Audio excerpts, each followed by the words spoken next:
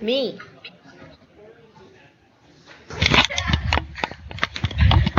Hi, Jennifer. This is Kathy Menike from Passaic Valley. I hope you can see and hear me. We can. Hi, Kathy. Hi, Passaic Valley. How are you? Very good. Sorry, there's an assembly going on, so there's all this noise going on. So my students are going to be arriving in about 5, maybe 10 minutes, just because there's an assembly that's getting out. So I'm doing very well. I hope you're doing good too, and we're excited for today. Wonderful. So we're waiting, and no problem. Just go ahead and mute yourselves, and the program will start around 10. And we have one other school connected, and I believe we're waiting for at least one more. And there's Hempfield. Good morning. Good morning. Hi. Good morning. How are you guys? Awesome. Good. Glad Good to morning, hear it. Jennifer. Good morning, Helen. How are you? I'm good. How are you? Doing well, thanks. Just saying hello to all your smiling faces at the schools this morning. Oh, goody. So who's with us so far? Who is with us so far? We have, it looks like Passaic Valley High School. We have, I believe, Centerville. Is that right? Centerville, are you on? There you are. That's what I thought. Centerville and one other, and I'm not sure. It's coming up as Keswick? There they are, yes.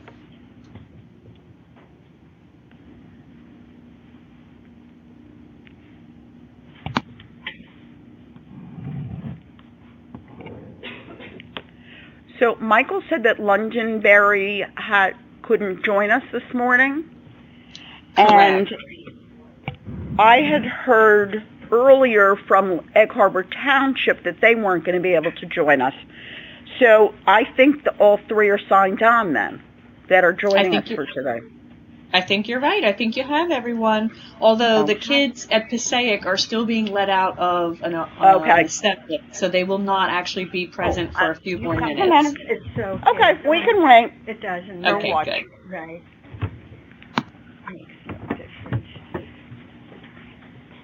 Okay. What? Not on your No, we're not on yet. And the lunch ladies are so cute. Oh my God, that was so nice. We watched all the Holocaust remembrance all yesterday. She said, "Here, take cookies." And then is Carol going to be over here? Yes.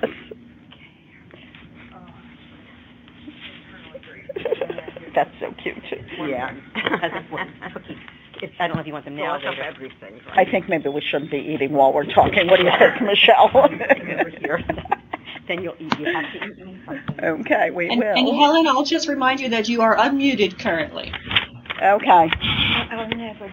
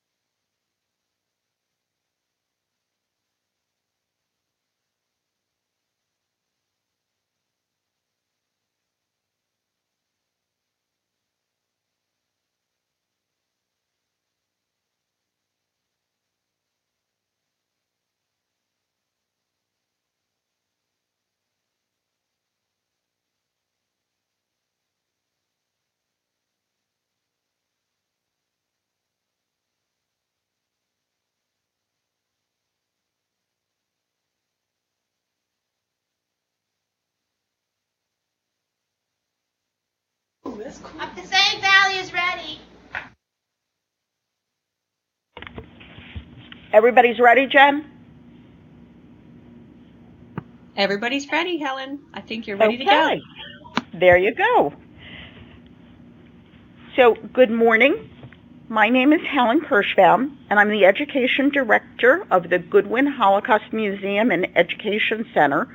We're located in Cherry Hill, New Jersey, which is just over the river and a little bit east of Philadelphia. And we are happy to be joining you this morning from Sterling High School, one of our partners in education, and we're also happy to be partnering with the New Jersey Commission on Holocaust Education and MAGPI as we begin today's conversations about the Holocaust and the many lessons that we need to learn from this period in history. Before we begin, I would like to remind you that MAGPI is recording today's program and also ask that each school please introduce yourselves, tell us where you're located and who's with you in the classroom. So Centerville Middle School, why don't you start us off? Hi, we're from Centerville Middle School, and we're doing kind of like a, I don't know how to say, it's a kind of like a historical fiction kind of program kind of thing, I don't know what to say, unit. And we are all reading books from World War II, so that's kind of cool. And Lancaster County, Pennsylvania. Glad you got that part in there. And Centerville, what grade are you? 7th grade. Okay, thank you for joining us. Passaic, would you like to introduce yourselves, please? Hi, we're from Passaic Valley in Little Falls, New Jersey, in Miss Menike's class.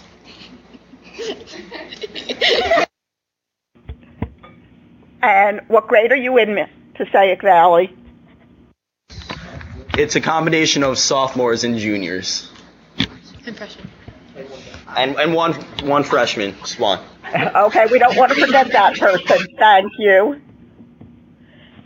Keswick High School, would you like to introduce yourselves, please? Hi there, grade 12. Start now. Hi there, grade 12, Genocide and Crimes Against Humanities course. We're about 20 minutes north of Toronto, Ontario.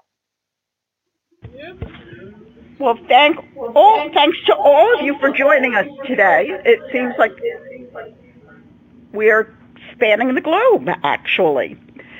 Let me now introduce the two speakers who are joining us.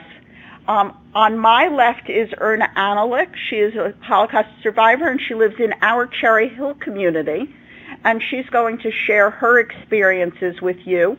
On my right is Estelle Laughlin, and she is actually joining us from Chicago today.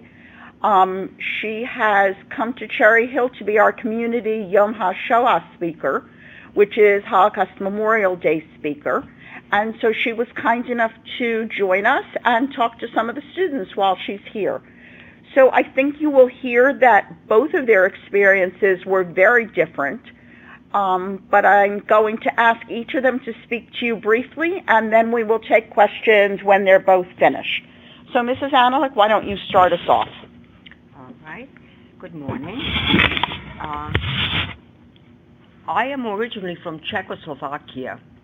That's where I was born, brought up, and we had a wonderful, wonderful life there. But then in 1940, the Hungarians occupied that area of Czechoslovakia, and also the Germans came in about the same time. That's when our problems started.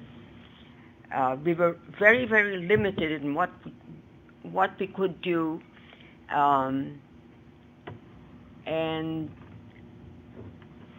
there were a lot of restrictions. First of all, they confiscated all radios, so the only news we could get was whatever the newspapers were allowed to print. So we didn't really have an awful lot of knowledge of what was going on during the war in that area. But once in a while, we did get some news. For instance, the Jews of Slovakia, which was right next to us, they were taken before us. And the Germans, what they did was they took them out of the cities and towns. They made the people dig these big pits and lined them up at the edges and shut them down. That's how they got rid of a lot of people at one time. By the time we had to leave our home and go into a ghetto, things have changed. By that time, the Germans have developed the death camps, like you probably heard of Auschwitz and Majdanek and many others. So in 1944, in fact, it was April 24th, 1944, as I was leaving home to go to school for my final exams, there were placards and loudspeakers all over town saying that all Jews have to report immediately to a central location. Yes, and that was in a lumber yard. Of course, the lumber yard was not equipped to house so many people, so we were just on the lumber yard, sleeping outside, living outside on the lumber yard. We were there about 6 weeks, and after that, we were told, I'm sorry, I forgot to tell you that when they told us that we have to report to this lumber yard, we were allowed to take only what we could carry with us, which was very, very little, of course. Anyway, about 6 weeks later, they told us, gather all your things, we are going to the railroad station. They would not tell us where we're going, why we're going to the railroad, but they put us on, we walked to the railroad station. They put us in these trains or cars that had no seats, no toilets. It was like cattle cars, I suppose. No windows on these trains. So, and there must have been at least 100 people in each car. So we all had to stand, could not sit down anywhere, and the trip took 3 days and 3 nights. There was no water, no food, no toilet, not even a seat. After the 3 days, we arrived at the train stopped, and we arrived at the place where they opened the car doors, and there were a lot of German people, uniformed people. We didn't at that point know where we are, but it turned out that we arrived at Auschwitz. At Auschwitz, when we got out of the train, they separated men from women and older people and very young people from all the others. They kept, I would say, people between 14, 15 years up to about maybe 30, because they picked those to eventually work for the Germans, slave labor. That was actually the last time that I had seen my family, my parents, mother, father, an older sister, and a much younger brother. But I stayed with one older sister that was close to my age. We were taken into they said shower. That shower actually was also used to gas people. Instead of having water come out of the shower heads, they had gas. And we found out much later that that's where my mother, my older sister, and younger brother were taken. But I was with my sister, and we had our heads shaved off, taken all our clothes, everything we had, and they gave us a gray sack dress. I don't even know if you could call it a dress, a garment. No underwear. We got wooden shoes, no socks, nothing like that. We were put into a barrack where we were housed in, again, you tell me every time, but they call bunks. But these were very special bunks.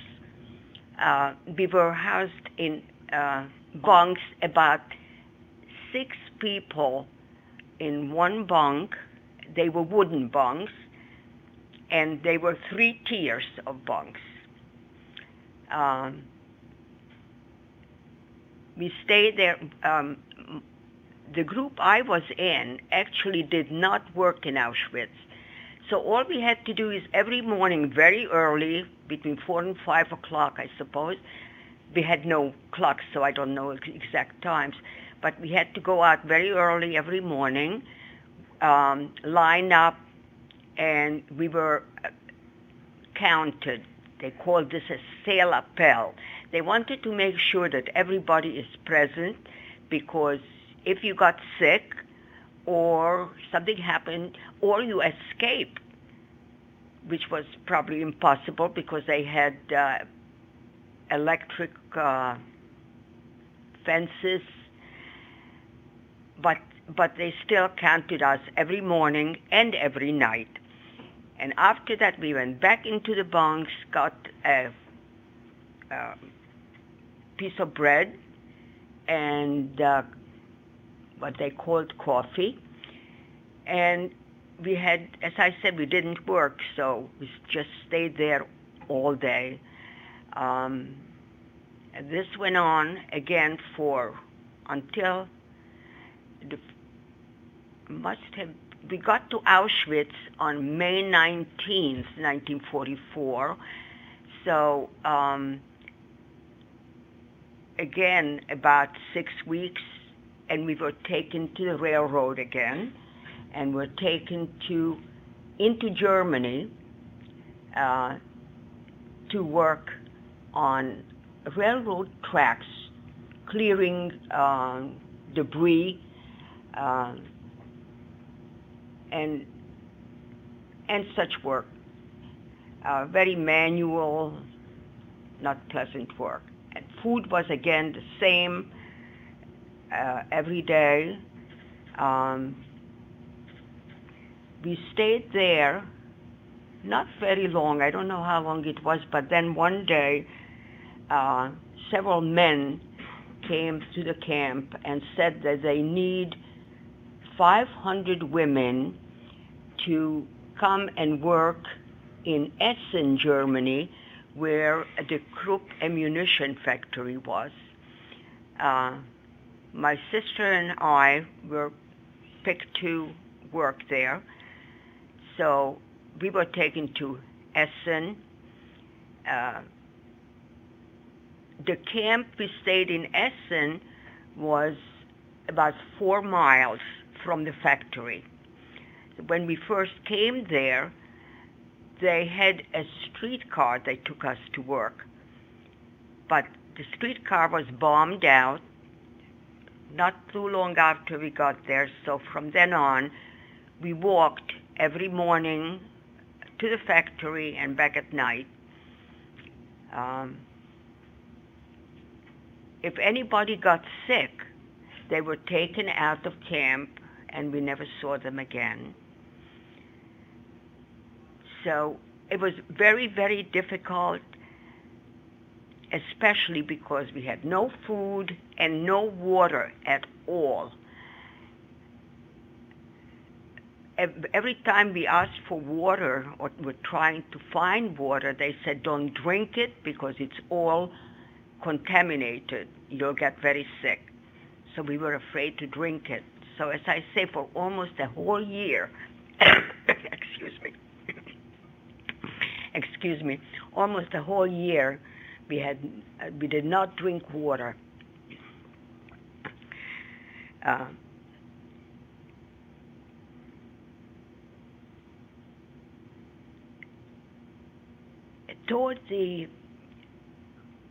In the winter one day,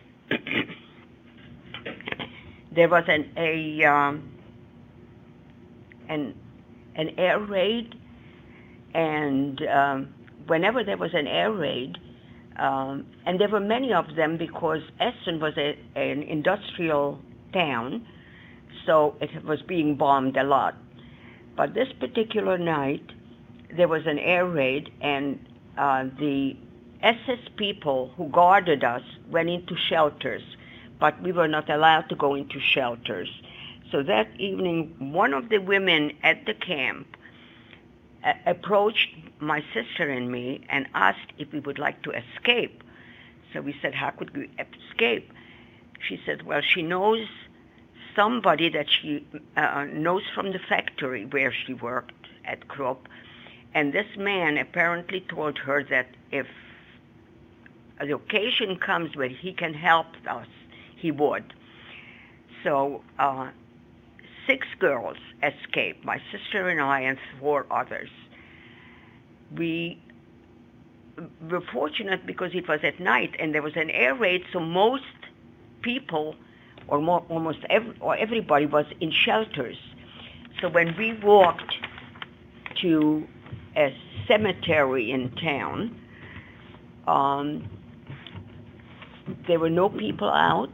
Nobody saw us, because if we had seen, if they saw us, they would probably know that we are from the camp. Next morning, we sat there. Next morning, this friend who asked us if we want to survive, who knew this German gentleman,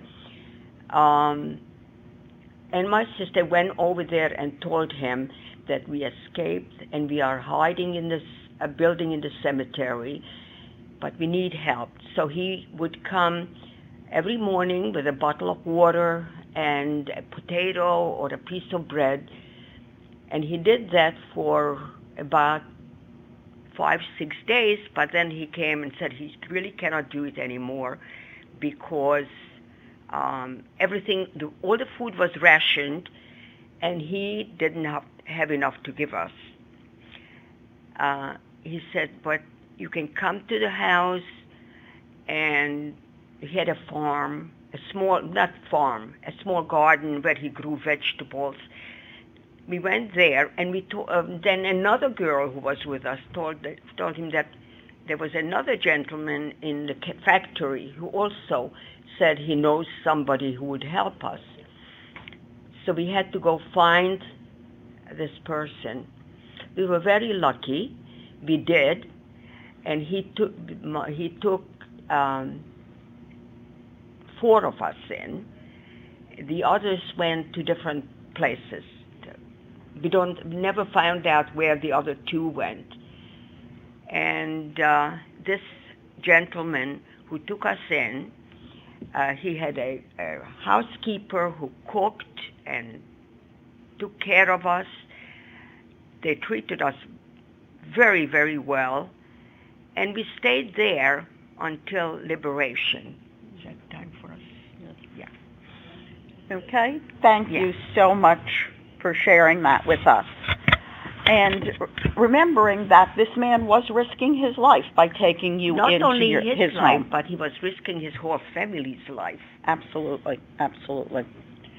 Estelle, I think your experiences were very different from Erna's, but we'd like to ask you to tell the students a little bit about what happened to you during the war, and we will take questions from the classes after she's finished speaking. Hello. What a small world. This meeting with you here reminds me of the fact that we really, because of the fact that the world is so small, getting smaller now, that we are each other's rescuers, and we are all responsible to make this small globe of ours a happy home for each one of us. I thank you for being here and giving me a chance to share my story and share my book, Transcending Darkness, A Girl's Journey Out of the Holocaust. I am sharing my story for several reasons. I am sharing my story with the hope that you will be uplifted by the courage and love that shines through human beings, even in the worst times. I am here to honor the millions of innocent people, including my family and friends, who were killed because they were the wrong religion, without any means to protect themselves and without the help of others to protect them. But mostly, I tell my story because as we are here today, there are people who are suffering cruelties and death. Perhaps my story will serve as a reminder of people who are in harm's way today, and mostly to remind us that how important the courage of each one of us depends if the world is to be a more civilized place. I will share with you glimpses of my experiences in the Warsaw Ghetto, events that led to the Warsaw Ghetto uprising, and how my family and friends, how my family ended up in Majdanek, an extermination camp.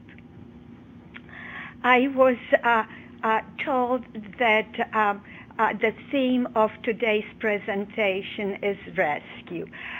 In a way, I was rescued by my fellow men by example of excellence, and their examples of excellence and courage is what kept my soul alive and what helped me survive whole, with compassion, with love for humanity, and joy for life. And indeed, life must be lived joyfully. I was born in Warsaw, Poland. Warsaw was the center of my universe and glows in my selective memory in golden radiance of lilac trees against open blue skies, air filled with fragrance, rich sounds of good neighbors, kindness, and faith and love. These memories later became shelters in my mind in a world crumbling around me. You see, when you lose everything, your memories become your possessions. I had just turned 10 when Germany invaded Poland.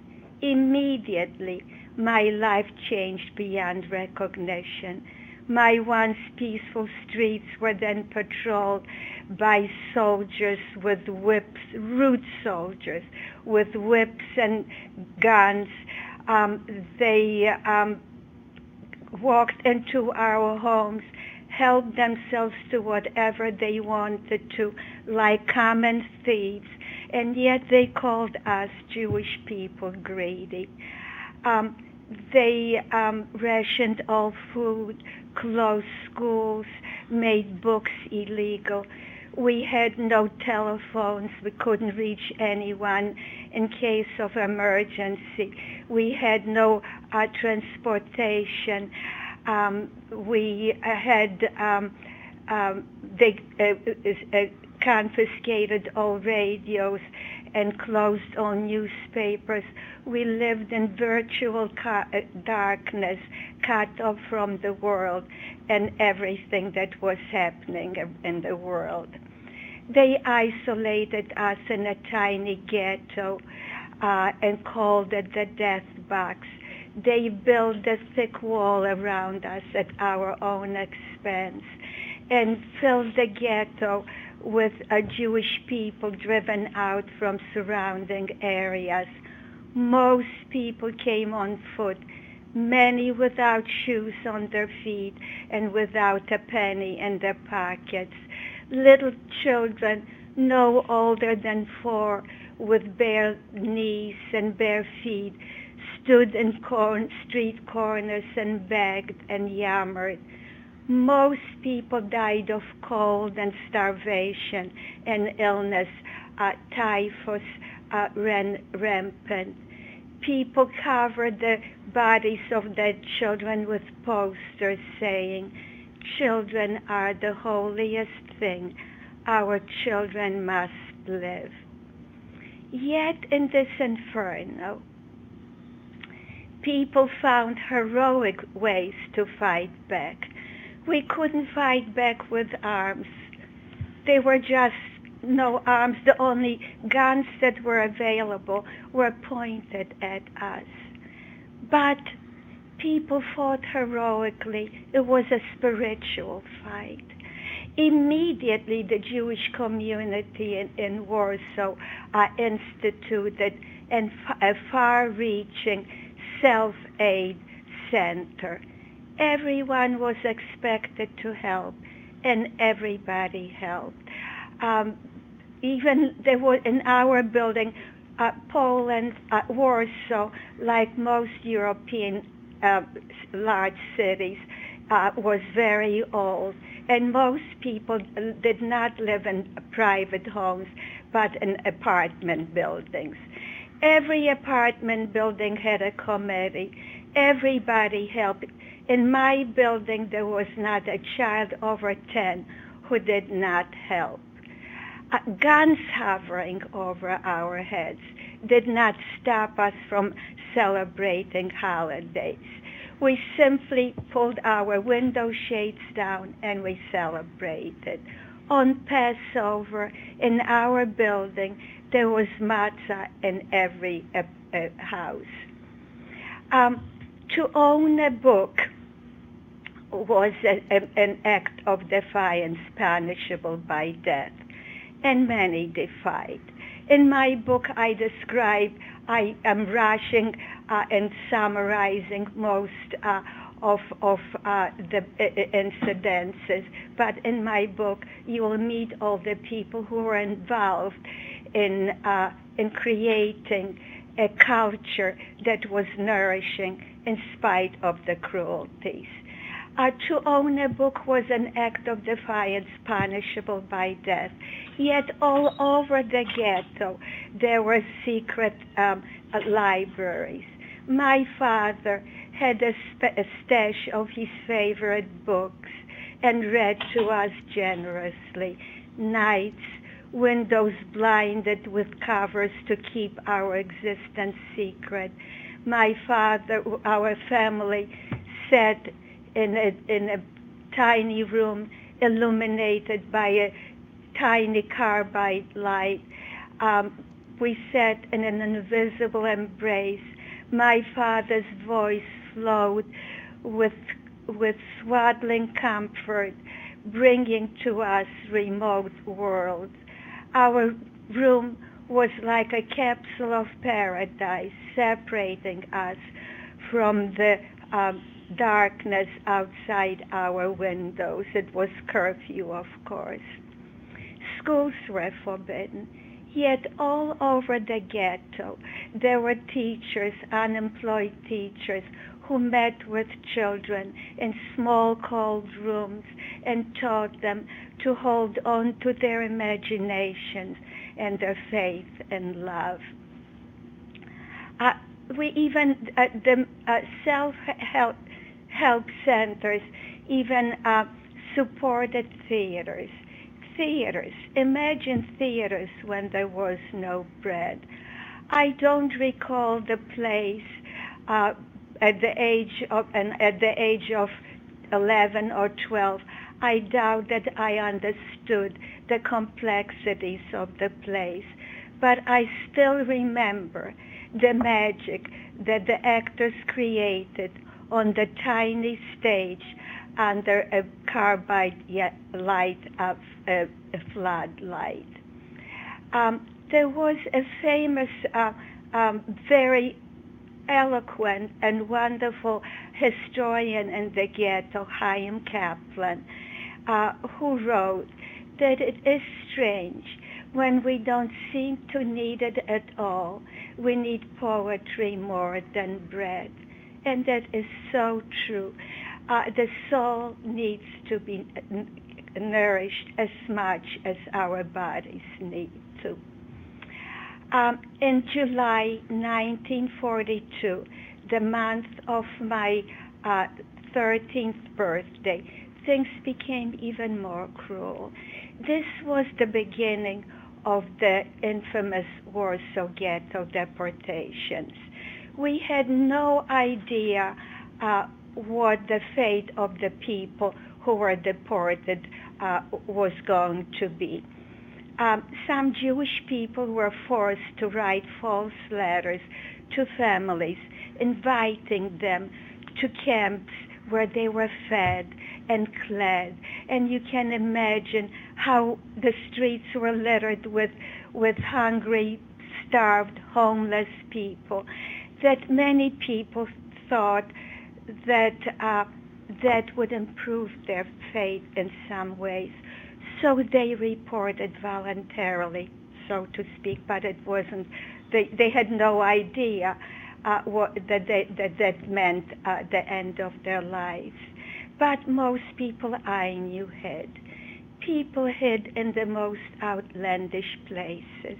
We hid in drawers, we hid in cupboards, we hid in closets, we hid between box springs and mattresses, anywhere that we could disappear from the from being visible. The deportations proceeded with 20th century know-how and Stone Age values. I do not have the time to describe them again. If you're interested, you'll find the descriptions of the deportations and how the people responded to them. We had no idea what was happening to the people who were wrenched away from us. All we knew was that they were taken to a place called Umschlagplatz and loaded onto freight trains. And of course, we were hoping that they would be taken care of. Some people came back. They came back from the dark, unknown place. They had to do it secretly at night for fear that they would be caught and turned over to Nazi authorities. They came back and they told us. They told us about the horrific train rides to a place called Treblinka, where the people were guests. When people became aware about Treblinka, the Jewish people, just at that point, the deportations between July 1942 to September 1942, a mere 2 or 2.5 months, 99% of the children, of the Jewish children, disappeared from the face of the earth. Can you imagine a world without the sound of children, without grandparents, because children and old people were the first ones to be killed. When it became common knowledge that Treblinka, the Jewish people in the ghetto, began to organize themselves into armed resistance. My father was a member of the armed resistance. The fighters built bunkers for entrenchment and for hiding. They dug tunnels between the bunkers, and they dug tunnels underneath the wall to be able to get to the other side of the wall and get from Christian people arms. They also used the sewers a great deal. Events erupted. Well, actually, there were a couple of skirmishes prior to the eruption of the Warsaw Ghetto uprising. There were a couple of skirmishes, and as a punishment to the Jewish people for the skirmishes, Himmler decided to cleanse the ghetto of all Jews in 3 days in time of Hitler's birthday. Events erupted with German forces entering the ghetto. They came in with columns of soldiers and tanks and armed vehicles and warplanes, and they asked us all to voluntarily report for resettlement. Of course, we knew better. And we also, my family had a bunker, and our bunker had a trap door to the basement. It was the powder room door, and all lifted, and we stepped into the Netherlands.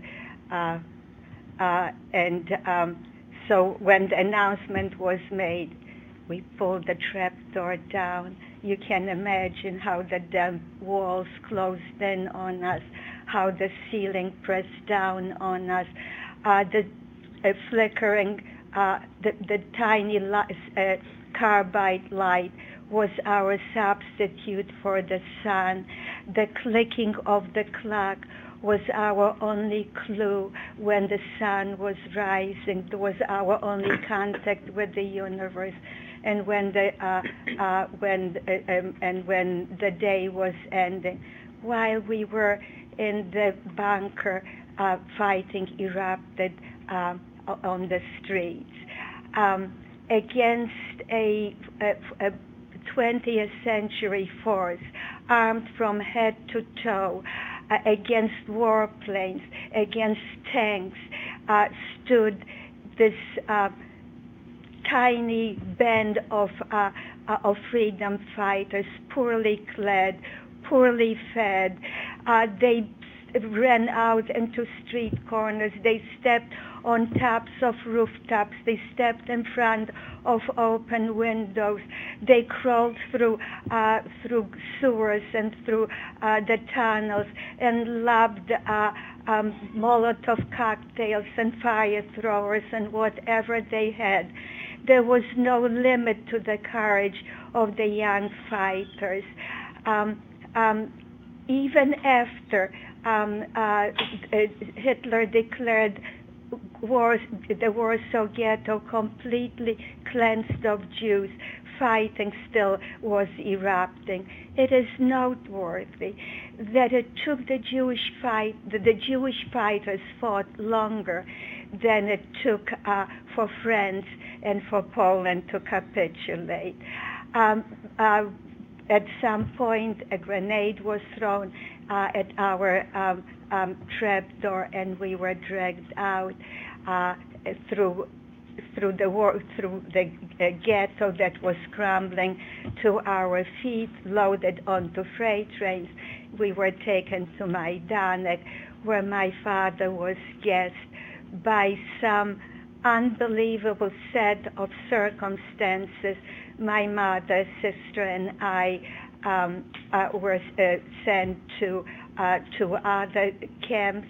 I do not have the time to describe how we eventually were liberated, but I can only tell you that we waited for the liberation from September 1939 till January 1945. It was a miracle, but the miracle was not at all, I imagine, as you would imagine it to be. But it was interesting, and and you can read about it. And I eventually, how much time do I have? You're almost finished. I am okay.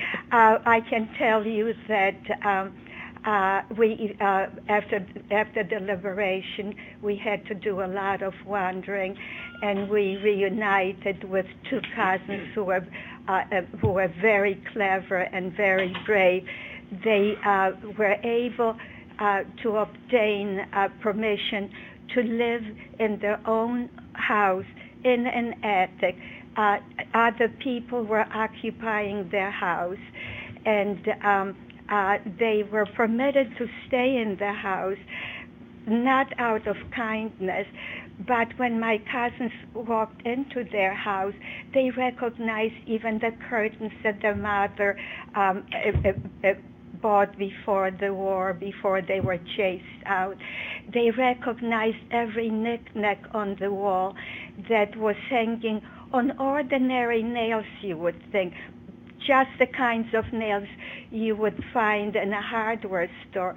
But these nails were not ordinary nails. They were all made out of gold that my uncle, their father, shaped, and the people who lived in the house had no knowledge of that, but they knew that my uncle and my cousin's family had a lot of treasures hid there. So they permitted my cousins to stay there and had a plan to cut their throats. My cousins were fully aware of it, and they accepted to take the risk, and they had their own plan. Obviously, their plan worked, and this is why I'm here to tell you my story. And I hope that you'll have the interest to read my book and learn more about it. I want to thank you for listening, and I recognize how hard it is to hear and share such stories, but we have to be reminded from time to time what can happen to the conscience of a nation if we accommodate ourselves to dictators, what can happen to love and trust. Thank you. Thank you so much to both of you. I know it's not easy to share your experiences, but I'm sure that the students have lots of questions and have already learned so much from you. Centerville, I'm going to ask you to start us off. Do you have a question for our speakers? How did liberation feel for both of you? Okay, so they're asking if you can describe how liberation felt. Want to start? Well, for me, as I say, I was at that point still living with the German family, and it was in the first week in May, so the weather was beautiful, and up to then we did not go outside much because we didn't want anybody to see us.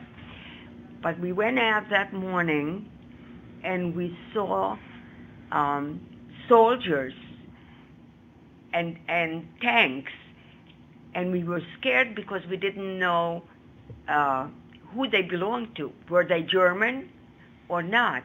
But then we found out that these were American soldiers, American tanks, liberating the people of Essen. So that was a wonderful feeling, of course. And from then on, things have gotten much better. Estelle, how about you? Where were you when you were liberated, and how did it feel? I was in a town called Częstochowa in Poland. Liberation was overwhelming. It was frightening. It was hopeful. It was a feeling of reaching out. The fear was we had no homes, we had no place to return to. We were so hopeful to find people that we were separated from. We were so fearful that we would never find them. It was. You can imagine the gates opening. It's the middle of January. Poland is quite cold. The ground was covered with snow and ice, and we were cold. All we had was a kaftan and wooden clogs. We were hungry. We looked.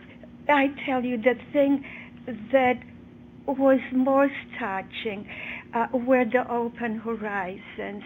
You know, freedom has a texture. Freedom is such a precious thing.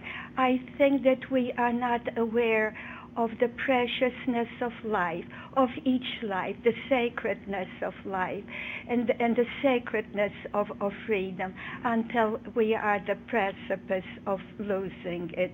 I can tell you that during the time of deprivation, inside we were no different than all of us are here today. Inside we all craved for it, even more so. Just imagine when you're hungry, and if you miss a lunch, how much you crave for more. And when you are very hungry, how much more you crave it. The same thing is inside we craved all of these things, and now the gate was open, but still it was not home yet. Thank you. Passaic Valley would like to give you a turn to ask a question.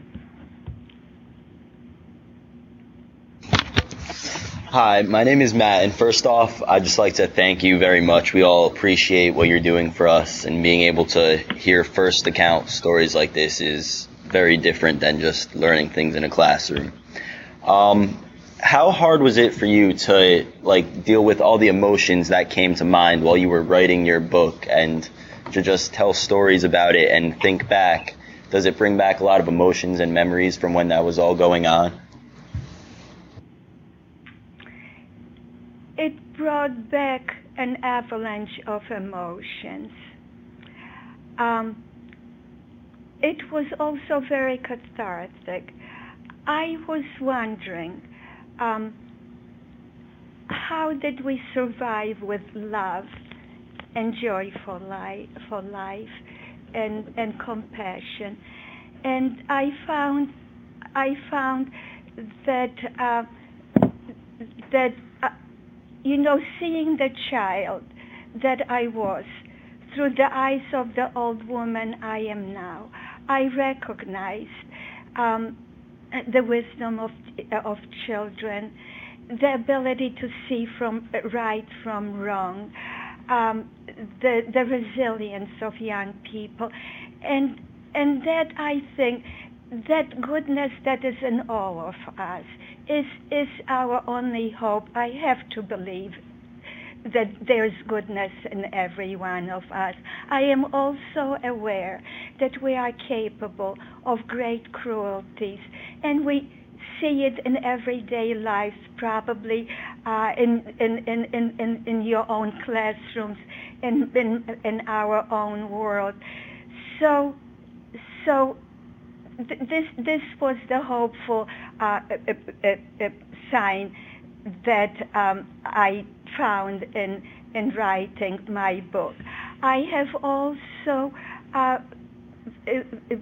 it also brought to me back the wonderfulness of the people that I met in the ghettos, the righteous people, on whom the saving, on whom the healing of the world depends. And of course, it is you and me. Thank you so much. Keswick High School, would you have a question for us? Yes, hi, my name is Madison, and we'd just like to thank you for everything and sharing your experiences with us. My question is, in your own opinion, what can we do to remember the Holocaust? Okay, so I'm going to ask you to start. Remember to mute your mics if you're not speaking. What is it that the kids can do to remember the Holocaust? I think that the most important thing I can think of that you could do is that you should get involved when you see any injustice anywhere, any discrimination, whether it is religious, racial, any kind at all. Don't be just a bystander. Do something about it. You know how wrong that is, and just make sure that you do get involved and do your best to prevent any kind of discrimination that goes on. Thank you. Estelle, how would you answer them? My answer is that you have the answers in a way as well as I do. The very fact that you are here, the very fact that you are listening, the very fact that you are reading books about it, the very fact that you are caring is the first step. And so you are doing the right things. And I have every trust that your generation, because you are better listeners, and perhaps also because, in a way, we had definitely too many wars, and the mere thought of more wars with the arms that we have today is absolutely frightening. So I think you're doing the right thing by staying informed, by wanting to know, by caring for one another. And I am so thankful to the museum and to the United States Holocaust Museum and to this museum that you have here that I heard is doing such outstanding jobs, and to Helen and to all the people here, that we all have to do our part. You know, as long as Darfur happens, Majdanek and Auschwitz are still with us. And there are still people who are saying the Holocaust never happened. But you, by staying informed, and the museum is proof that history always listens and history always remembers. And we must listen, and we must do our part if civilization is to progress. Thank you. Centerville, we're back to you for the next question. Hi.